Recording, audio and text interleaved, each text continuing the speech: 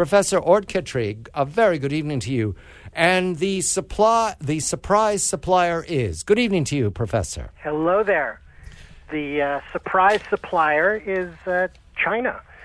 It turns out that China has been supplying Iran with over 90% of the illicit materials that Iran needs for its nuclear program.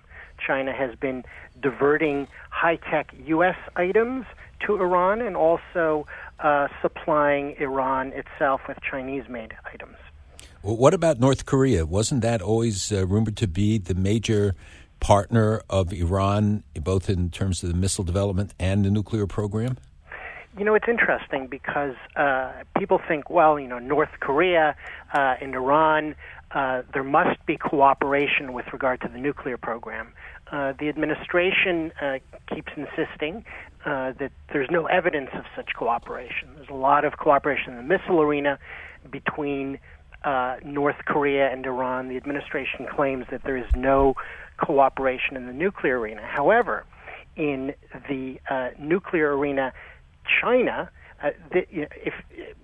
the administration has made quite clear that China is a major supplier to Iran's nuclear program. It's included in indictments. It's included in a $5 million reward on the State Department website for the leading Chinese supplier to Iran. So North Korea is a possibility. China is a definite major But when they supplier. built the reactor in Syria, wasn't that a North Korean-Iranian joint project in Syria? Yes. Well, it was definitely a North Korean-Syrian joint project. There are rumors that Iran was involved, but there hasn't been solid evidence of that. Once upon a time, Professor, I was given this big picture, kind of like from the planet Mars, that China believed that by seeding proliferation of ballistic missiles and nuclear technology, it would create problems for the United States it saw at the time as its major adversary to the rise of the revolutionary state. That the transformation of China these last decades, the miracle in Asia, has not changed that national security policy of disrupting the United States and stability in the Middle East, perhaps globally, by spreading, by proliferation. Does that motive still drive China? Is that present in what you're reporting about Iran and its illicit trade? Yeah, I think that's correct. China sees Iran as a potential partner in countering U.S. power. China has an interest in distracting the U.S. From Asia, keeping the U.S. Bogged down in the Middle East. And that would appear to be some of the motivation for why China is continuing to be a massive supplier to Iran's nuclear program. So they're really benefiting in two ways. One is that they're continuing trade. Two, that they benefit from the sanctions as the illicit partner with Iran in a lot of the dealings. So they're collecting actually on both ends. But my question really is about President Clinton had a deal that ends, I think, at the end of this year about with China about the proliferation and sensitive items, et cetera. What happens and how will this impact the current Iranian deal and their dealings with Iran? Right.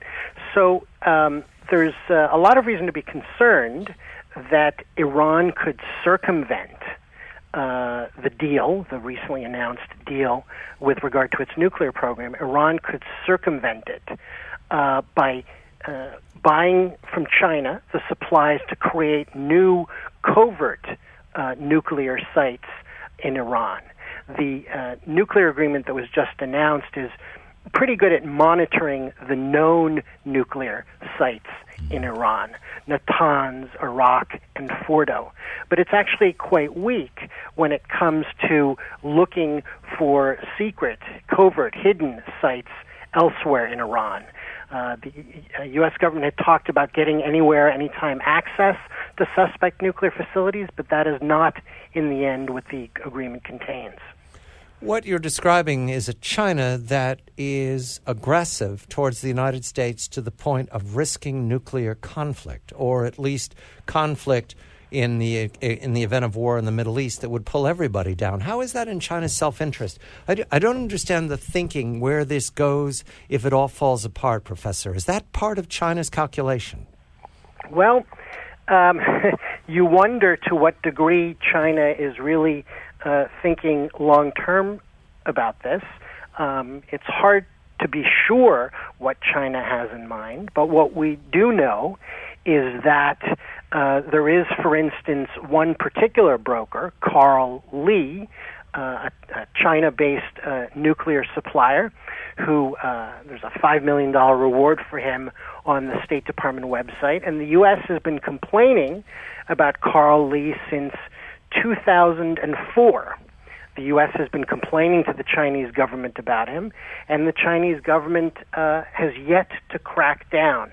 In fact, at a hearing on May 12th, the Assistant Secretary of State for International Security and Nonproliferation said the U.S. and China are engaged in a long-standing dialogue about Carl Lee.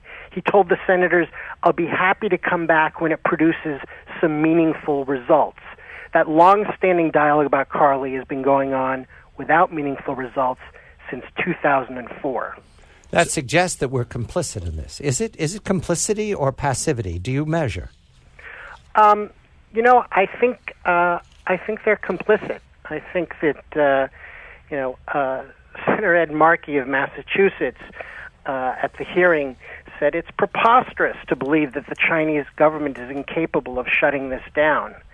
China somehow figured out how to jail 44 journalists last year, how to put 27,000 Uyghur dissidents in prison, but yet they can't find and shut down Carl Lee.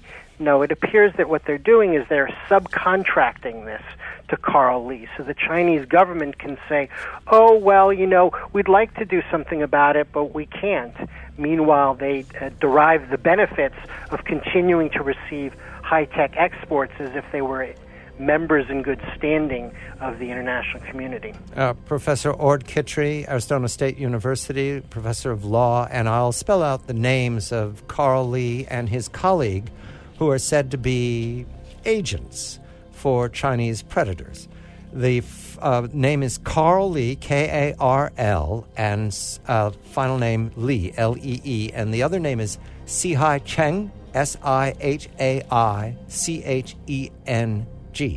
You need to name the villains. I'm John Batchelor with Malcolm Honma.